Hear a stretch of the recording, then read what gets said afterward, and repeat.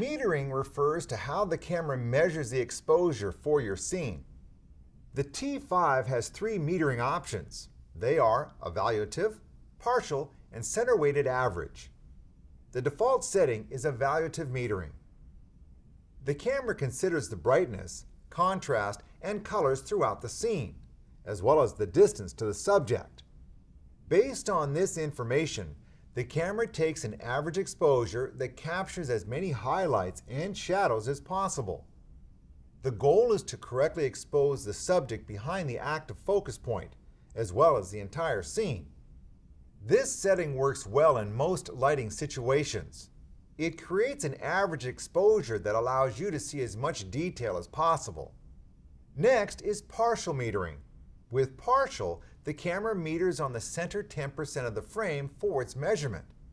Everything else in the frame is ignored. This can be a good choice for backlit subjects or high contrast scenes. Your subject will be correctly exposed, even if the background is blown out. Last is center-weighted average.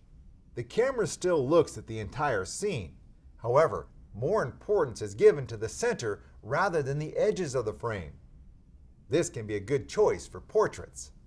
The camera makes certain your subject is correctly exposed, while giving less emphasis to the background. If you select partial or center-weighted metering, be sure to place your subject in the center of the frame. That way, the camera will meter on your subject correctly. By matching the metering mode to the situation, you'll improve your chances of getting a correct exposure. Later, you'll see how to combine metering with AE lock to ensure the exposure is right for your scene.